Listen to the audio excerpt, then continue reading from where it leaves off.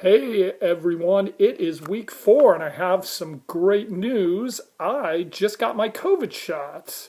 So that is exciting because hopefully that means we are one step closer to getting back to some sort of normalization and maybe getting back to finally having some in-class lectures. And it also, if this lecture is a little loopy and a little crazy, then I can just blame it not on the little monkey right there, but I can blame it on my COVID shot. I can tell you a couple of just sort of small things that I've heard through the grapevine, but there's a possibility, hopefully in the fall, that Sierra College is going to kind of shift to having some in-person classes.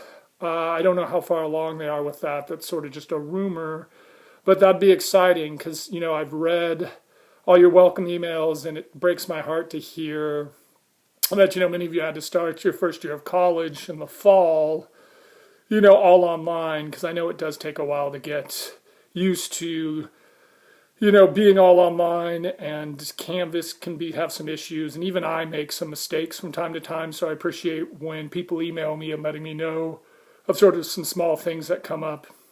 But for this lecture, I want to do something a little bit different. We're going to shift our focus on rhetoric and argument. Love the discussion boards, love everything that class has said.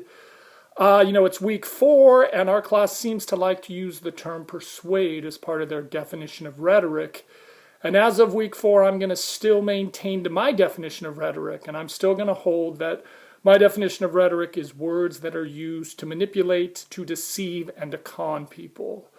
But we're now going, and we also now know, right, that rhetoric and argument uses 3 things. We know rhetoric and argument use logos, which is logic, pathos, which is emotion, and ethos, which is character and authority. But now we're going to shift gears and we're going to talk about something that rhetoric always uses that a good argument will try to avoid. So we're going to shift gears and we're going to talk about fallacies. And I know sometimes that students kind of sometimes hear the word fallacy, they sort of panic. Sometimes students might think fallacies are boring, but I think it's worthwhile to kind of have an understanding of how fallacies work, because sometimes when you can identify fallacies, sometimes you realize they're really easy to identify, sometimes they're really funny, and sometimes they're just downright stupid. So in a ground class, the first thing I would do when I introduce fallacies, I ask students to take look at the word fallacy and ask them, what do they think the word fallacy means? Some students have heard the term fallacy, that's great. Some students are maybe the first time that they've ever heard the term fallacy, so they don't know. But if you look at the word fallacy or just hear the word fallacy, most students immediately can associate something false or something fake.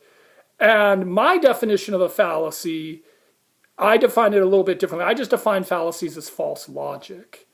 So if you think about my definition of rhetoric, and my definition of rhetoric, I'm still going to hold is words used to mislead, deceive, and con people.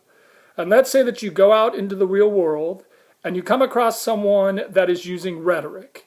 So you come across someone using rhetoric, right? And you assume my definition is true, and you catch them using a fallacy. So they're saying something that's false, or saying something that's fake, or false logic.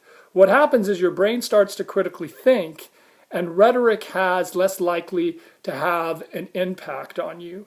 So that's why I kind of think it's important to be able to identify some fallacies. So what we're going to do is our textbook, which is this textbook here, everything's an argument. I know some students may have a different version, but this is the version that I'm using, has a list of, say, like 15 to 17 fallacies. And there are some of the fallacies in our textbooks I really like. Some of them, again, are pretty dumb, but there are 3 fallacies that I really like that I just want to go over with you. So the first fallacy that I like to go over is I like to go over the ad hominem, right? And the ad hominem is when you attack a person's character rather than addressing the issue. So an ad hominem is when you attack a person's character rather than addressing an issue. So let's say that you go on to Rate My Professor and you read a review from a former student of mine and he says, don't take Professor Gutowski's class, he's just like Hitler. Don't take Professor Gutowski's class, he's just like Saddam Hussein. Don't take Professor Gutowski's class because he's a real son of a bitch. Well, notice what that student did was use an ad hominem, right? He attacked my character, right? He attacked my character comparing me to Hitler. I'm told if I grow out a beard, I kind of look like Saddam Hussein. right, and then he called me a son of a bitch. Notice what that student didn't do was address an issue, right? Don't take Professor Gutowski's English 1 C class online. He has a lot of work to do. Don't take Professor Gutowski's English 1 C class because he doesn't really know how to use Canvas and he makes all sorts of errors on his Canvas page. So rather addressing an issue, that student attacked my character. Now the second fallacy that I also like is I like the non sequitur. And a non sequitur is when you take two things that have absolutely nothing in common and you associate them together. So you take two things that have nothing in common and you try to associate them and link them together. So if we go back to another review on Rate My Professor, and you have a student might say, don't take Professor Gutowski's English 1C class. It's just like being at Auschwitz. Don't take Professor Gutowski's English 1C. It's like you're in a concentration camp. Don't take Professor Gutowski's English 1C class. He rules it like a dictator. So notice, no matter what you think of my class is nothing like a concentration camp, right? So what that student did was to take two things that have absolutely nothing in common and tried to link them together. And I think the reason I like these two fallacies is because I see them all the time.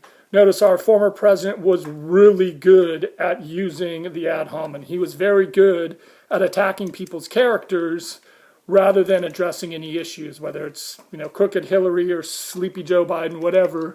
And then also notice the non sequitur I see all the time, especially in heated arguments.